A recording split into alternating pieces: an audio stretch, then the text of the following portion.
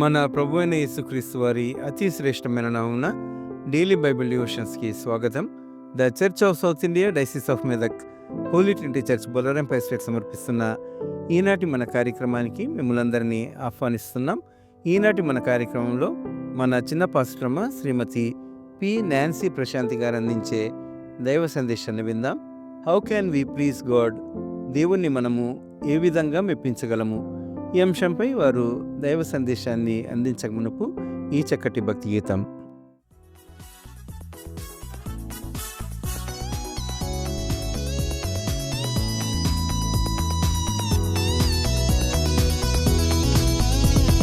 దేవుని పిలుపును వినుము, పరిశుద్ధ పిలుపని చూడు, పరలోక సంబంధమైనట్టిది, ఉన్నతమైనట్టిది.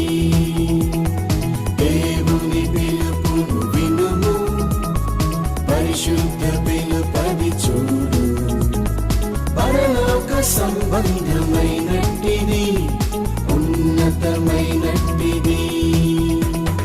నడుచుకొనుము తగినట్లుగా, శ్రద్ధతో ఐక్యత కాపాడుకో. నడుచుకొనుము తగినట్లుగా, ప్రేమతో సహనపు వినయముతో. దేవుని పిలుపును వినుము, పరిశుద్ధ పిలుపని చూడు, పరలోక సంబంధమైనట్టిది, ఉన్నతమైనట్టిది.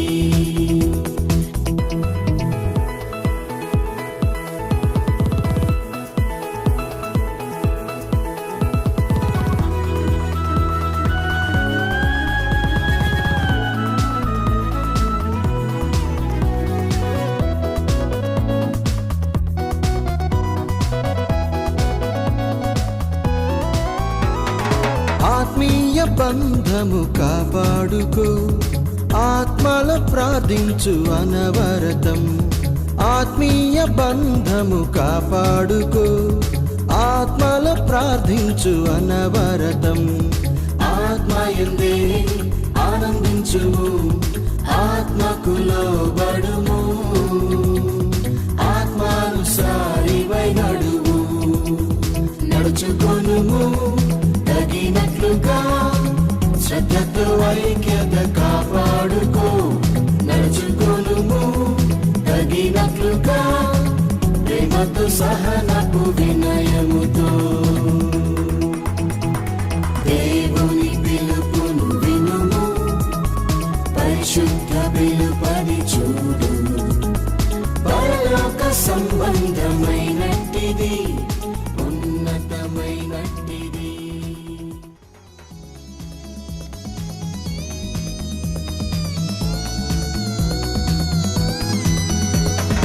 పరిచర్య ధర్మము జరిగించుము, ప్రభుయేసు మహిమకై జీవించుము. పరిచర్య ధర్మము జరిగించుము, ప్రభుయేసు మహిమకై జీవించుము. ప్రభు పనిలో ప్రభవించుము, ప్రభువును సేవించుము, ప్రభువును చూపించు అందరికీ. నడుచుకొనుము తగినట్లుగా, శ్రద్ధతో ఐక్యత కాపాడుకో. నడుచుకొనుము తగినట్లుగా, ప్రేమతో సహనపు వినయముతో. దేవుని పిలుపును వినుము, పరిశుద్ధ పిలుపని చూడు, పరలోక సంబంధమైనట్టిది, ఉన్నతమైనట్టిది.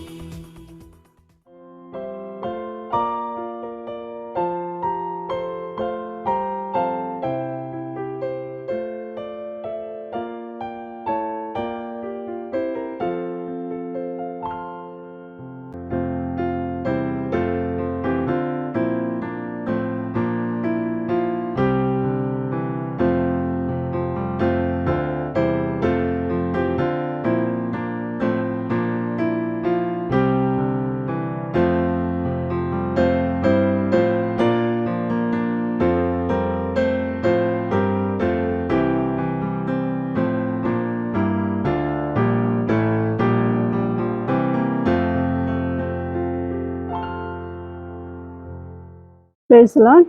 అనుదిన వాక్య ధ్యానంలో విశ్వాసులందరికీ వందనాలు. చిన్న ప్రార్థన. ప్రభువైన యేసుక్రీస్తు ప్రభా, నీకు వందనాలు స్తోత్రాలు చెల్లించుకున్నాం ప్రభా. మరియు ఉదయకాల సమయంలో ప్రభా, మాకు ఇచ్చిన సమయాన్ని బట్టి నీకు వందనాలు స్తోత్రాలు చెల్లించుకుంటున్నాం ప్రభా. నీ యొక్క వాక్యాన్ని మేము ధ్యానించుండగా ప్రభా, నీ కృపలో మమ్మల్ని కాచి కాపాడి ప్రభా, మమ్మల్ని భద్రపరిచి నీలో ఫలింపజేసి నీ వాక్యం ఒక విత్తబడి ఫలింపజేసే కృపను మాకు దయచేయమని చిన్న ప్రార్థన యేసుక్రీస్తు నామమున ప్రార్థించి వేడుకుంటున్నాం తండ్రి. ఆమేన్. Praise lord. మరి ఈ యొక్క అనుదిన వాక్య ధ్యానం కొరకు నేను తీసుకున్న అంశము వాట్ ప్లీజెస్ గాడ్, దేవుని మనం ఏ విధంగా మెప్పించగలము అనే అంశం మీద ధ్యానించుకుందాము. కీర్తనలు 147 10-11 వచనాలు మనం చూసుకున్నట్లయితే, గుర్రముల బలము నందు ఆయన సంతోషించడు, నరుల కాలి సత్తువ యందు ఆయన ఆనందించడు. తన యందు భయభక్తులు గల వారి యందు ఆయన తన కృప కొరకు కనిపెట్టు వారి యందు యెహోవా ఆనందించువాడై ఉన్నాడు. మరి వాక్యము మనము చూసుకున్నట్లయితే ఇక్కడ గుర్రముల బలము అంటే యుద్ధ బలము లేదా సైనికుల బలము. పూర్వకాలంలో యుద్ధం జరిగేటప్పుడు మరి గుర్రాలను వాడేవారు. మరి గుర్రాల యొక్క స్పీడ్నెస్ వల్ల కానీ, వాళ్ళకు ప్రొటెక్షన్ వల్ల కానీ, మరి వాటి వేగము, మరి పరిగెత్తే విధానము, అన్ని విధాలుగా మనం చూసుకున్నట్లయితే గుర్రాలను ఆ విధంగా మరి యుద్ధాలలో వాడేవారు. మరి ఆ కాలంలో ప్రజలు గుర్రాలను తమ యొక్క యుద్ధానికి విజయముగా మరి తీసుకున్నట్లు మనం చూసుకుంటాము. మరి అదేవిధంగా కింద వచనం చూసుకున్నట్లయితే, నరుల కాలి సత్తువ యందు అంటే మన శరీర బలము, మన ఫిజికల్ ఫిట్నెస్ కానీ, మరి ఇంకా ఏ విధమైన ఫిట్నెస్ వల్ల కానీ కూడా యెహోవా ఆనందించడంట. కానీ మరి ఏ విధంగా ఆయన ఆనందిస్తాడు, దేని యందు ఆయన ఆనందిస్తాడు అనేది మనము ధ్యానించుకుందాము. మరి మొదటి సమూయేలు 17వ అధ్యాయము, సమూయేలు మొదటి గ్రంథము 17వ అధ్యాయంలో మనం చూసుకున్నట్లయితే ఇక్కడ దావీదు మరియు గొలియాతు యొక్క స్టోరీని మనము తెలుసుకుందాము. ఈ యొక్క కథలో చూసుకున్నట్లయితే గొలియాతు గురించి చాలా గొప్పగా వర్ణింపబడుతుంది అనమాట. మొదటి సమూయేలు 17వ అధ్యాయము 4-7 వచనాల వరకు మనం చూసుకున్నట్లయితే గొలియాతు మరి ఆయన యుద్ధానికి ఏ విధంగా ప్రిపేర్ అయ్యి వెళ్తాడు అనేది మనం చూస్తున్నాము. 4వ వచనము, గొలియాతు అను ఒక శూరుడు, ఆయన 6 మూరలు ఎత్తుగలవాడు, తల మీద రాగి శిరస్సు ఉండెను, యుద్ధ కవచము ధరించుకొని ఉండెను. యుద్ధ కవచము 5000 తూముల రాగి ఎత్తుగలది. మరి అదేవిధంగా రాగి కవచము అతని భుజముల మీదను రాగి బల్లెము ఒకటి ఉండెను. అతని ఈట కర్ర ఎంత పెద్దది అంటే, ఎంత ఎత్తుగలది అని అంటే, ఈట కోన 600 తూముల ఇనుము గలది. మరి ఆయన యుద్ధానికి ఇంతగా ప్రిపేర్ అయ్యి వచ్చాడు అనమాట. మరి ఇశ్రాయేలీల మీద యుద్ధము చేయడానికి గొలియాతు ఎంతగా ప్రిపేర్ అయ్యి వచ్చాడంటే, ఆయన 6 feet హైట్ ఉన్న మనిషి ఒక యుద్ధ కవచం వేసుకున్నాడు, భుజానికి కవచం వేసుకున్నాడు, కాళ్ళకి కవచం వేసుకున్నాడు, రాగి కవచము. మరి ఆయన చేతిలో ఒక ఈట కర్ర కూడా మనము చూస్తున్నాము. అదేవిధంగా మనం చూసుకున్నట్లయితే దావీదును మనం చూసుకున్నట్లయితే, దావీదు కూడా మరి దావీదుని గురించి మనం చూసుకున్నట్లయితే, దావీదు చిన్న గొర్రెల కాపరి. మరి తన యొక్క అన్నలకు పెద్ద అన్నలు యుద్ధానికి వచ్చినప్పుడు దావీదు కూడా గొర్రెల కాపరిగా ఉంటూ మరి వాళ్ళ తండ్రి చెప్పాడని యుద్ధానికి వచ్చినప్పుడు దావీదును మనం చూస్తున్నాము. అయితే దావీదు ఆ యుద్ధానికి మరి అక్కడ జరిగిన సంభాషణ అంతా కూడా మనము 17వ అధ్యాయంలో మనము చూడవచ్చును. దావీదు మరి ఆయనకి ఎలాంటి ఎత్తు లేదు, ఎలాంటి కవచాలు లేవు, మరి ఎలాంటి యుద్ధానికి ఏ విధంగా కూడా బలపడి ఆయన యుద్ధానికి వచ్చినట్లు మనము చూస్తున్నాము. ఎక్కడ కూడా ఆయన ఏది కూడా ఆయన తెచ్చుకోలేదు, అక్కడ ఉన్నదల్లా కూడా. అయితే మొదటి సమూయేలు 17:4 వచనంలో చూసుకున్నట్లయితే, 45వ వచనంలో చూసుకున్నట్లయితే, దావీదు, నీవు కత్తియు ఈటయు బల్లెమును ధరించుకొని నా మీదికి వచ్చుచున్నావు. అయితే నీవు తిరస్కరించిన ఇశ్రాయేలీయుల సైన్యములకు అధిపతి యెహోవా పేరిట నేను నీ మీదికి వచ్చుచున్నాను. అంటే ఇక్కడ దావీదును మనం చూసుకున్నట్లయితే మరి గొలియాతు లాగా ఎక్కడ ఎలా కూడా ఆయన సిద్ధపడి రాలేదు. ఆయన నమ్మిందల్లా కూడా దేవుని యందు విశ్వాసము మాత్రమే అంది. ఆయన యందు భయభక్తులు కలిగి ఆయన మీద పూర్తి ఆధారపడి ఆయన యుద్ధానికి వచ్చాడు. అసలు మనం కూడా మరి మన యొక్క జీవితాలలో మరి ఏ విధంగా దేని మీద ఆధారపడుచున్నాము, వేటి మీద మనం ఆధారపడుచున్నాము, మన యొక్క బలం మీదనా, లేకపోతే మన యొక్క పరిస్థితుల మీదనా, మనకున్న ఆస్తుల మీదనా, మరి ఏ విధంగా మరి దేని మీద ఆధారపడుచున్నాము? మరి దేవుని మీద ఆధారపడుచున్న దావీదును మనం ఒకసారి చూసుకున్నట్లయితే, దావీదు మరి 5 నున్నని రాళ్ళు తీసుకొని దాంట్లో ఒక రాయి తీసుకొని మరి వడిసెలతో గొలియాతుపై విసరగా, ఆ వడిసెలతో విసిరిన రాయి గొలియాతు యొక్క నుదుటి మీద తగిలి ఆయన కుప్పకూలెను అని మనము కింద చూస్తున్నాం. అయితే God is not impressed by our own strength. దేవుడు మన యొక్క సొంత బలాన్ని, మన ఫిజికల్ ఫిట్నెస్ని, లేకపోతే మన దాన్ని బట్టి ఇంప్రెస్ అవ్వడు. కానీ ఆయన యందు పూర్తి విశ్వాసం. నిజంగా దావీదు చిన్నవాడు, గొర్రెల కాపరి. మరి పోలికగా మనం చూసుకున్నట్లయితే గొలియాతుకు మరి అదేవిధంగా దావీదుకు కూడా ఎలాంటి పోలికలు లేవు. హైట్లో కానీ మరి యుద్ధానికి ప్రిపేర్ అయ్యి వచ్చిన పద్ధతిని బట్టి కానీ ఏ విధంగా చూసుకున్నా కూడా మన దేవుడు మరి ఎలాంటి పోలికలు లేవు.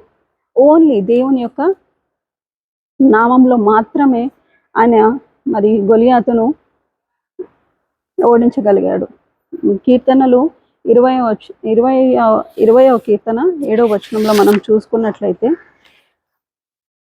కొందరు రథములను బట్టి కొందరు గుర్రములను బట్టి అతిశయపడుదురు, మనమైతే మన దేవుడైన యెహోవా నామమును బట్టి అతిశయపడదు. నిజంగా కదా, దేవుడు దావీదు మరి ఏ రథములను బట్టి కూడా మరి గుర్రములను బట్టి కూడా ఎలాంటి వాటిని బట్టి కూడా అతిశయపడలేదు. కానీ దేవుడైన యెహోవా నామమును బట్టి అతిశయపడెను అని మనము చూస్తున్నాము. అదే విధంగా చూసుకున్నట్లయితే సమూయేలు మొదటి గ్రంథము 16వ అధ్యాయము 7వ వచనంలో చూస్తే, మనుషులు పైరూపమును లక్ష్యపెట్టుదురు కానీ యెహోవా హృదయమును లక్ష్యపెట్టును. నిజంగా మరి గొలియాతు ఎంతగా ఇదిగా యుద్ధంకి సిద్ధపడి వచ్చినా కూడా, ఆయన యొక్క బలాన్ని ఆధారం చేసుకొని వచ్చినప్పటికీ కూడా దేవుడు పైరూపాన్ని చూడడు, కానీ మనుషులు పైరూపంని చూస్తారు, కానీ యెహోవా హృదయమును లక్ష్యపెట్టును అనేది మనం చూసుకుంటున్నాము. మరి అదే విధంగా 2వ వచనం కిందికి వచ్చినట్లయితే 11వ వచనం మనం చూసుకున్నట్లయితే, ఆయన యందు భయభక్తులు గారి వారి యందు తన కృప కొరకు కనిపెట్టు వారి యందు. అంటే దేవుడు నిజంగా మరి ఏ విధంగా సంతోషపడతాడు, వాట్ ట్రూలీ ప్లీజెస్ గాడ్. మనం అట్లా చూసుకున్నట్లయితే దేవుడు నిజంగా ఎవరిని బట్టి ఇంప్రెస్ అవుతాడు, మనం ఏ విధంగా ఉంటాయని ఇంప్రెస్ అవుతాడు అనేది మనం చూసుకుందాం. అయితే భయపడడం, దేవునికి లోబడి జీవించడం అని అంటే ఆయనకి భయపడుతుంది కాదు, కానీ ఆయన ఆజ్ఞల యందు మరి అదేవిధంగా ఆయనను ఆత్మతోనూ సత్యముతోనూ ఆరాధించే విధంగా ఆయనను వెతుకుడి. మరి ఆ విధంగా ఉన్నప్పుడు మనము సంతోషపడతాము. ఆయన మన యందు సంతోషపడతాడు. తన కృప కొరకు కనిపెట్టు వారి యందు అంటే ప్రేమ శాశ్వతమైనది. దేవుని ప్రేమ steadfast forever. His love is steadfast. ఆయన ప్రేమ శాశ్వతమైనది. మన దేవునిని గురించి చింతించము, కానీ దేవుని యందు మన పూర్తి విశ్వాసము కవచముగా ధరించుకున్నట్లయితే దేవుడు మన యందు ఆనందించువాడై ఉన్నాడు. మరి హెబ్రీలు 11:6 వచనంలో చూసుకున్నట్లయితే, with God everything is possible just like దావీదు మరి గొలియాతును ఓడించగలిగాడు అని అంటే ఓన్లీ తన దేవుని యందు ఉన్న విశ్వాసం ద్వారానే. మరి ఇంకా ఎలాంటి వాటి మీద ఆధారపడకుండా పూర్తిగా దేవుని మీద ఆధారపడి యుద్ధము యెహోవాదే అని కూడా మనము చూస్తుంటాము. మరి 17వ అధ్యాయంలో మొదటి సమూయేలు 17వ అధ్యాయంలో ఆ విధంగా మనం కూడా ప్రతి విషయంలో కూడా దేవుడి మీద పూర్తి ఆధారపడి జీవించాలి. మరి దేవుడు ప్రతి విషయంలో కూడా మనకు తోడుగా ఉన్నాడు, అది ఎప్పటికీ మనము మర్చిపోకూడదు. మరి ఎక్కడ కూడా ఆయన యందు అపనమ్మకం ఉంచకుండా ఆయన యందు పూర్తి విశ్వాసంతో మన జీవితాలను ముందుకు తీసుకొని, మరి దావీదు ఏ విధంగా అయితే ఆధారపడి ఉన్నాడో దేవుడి మీద, యుద్ధము యెహోవాదే అన్న విధంగా ఏ విధంగా ఆధారపడాడో ఆ విధంగా కూడా మనం కూడా ప్రతి విషయంలో కృతజ్ఞతాస్తుతులు చెల్లించు, ప్రతి విషయంలో ప్రార్థన పూర్వకంగా ఉంటూ మన జీవితాలను ముందు కొనసాగించాలని ఇచ్చిన ఈ వాక్యము దేవుడు దీవించుగాక.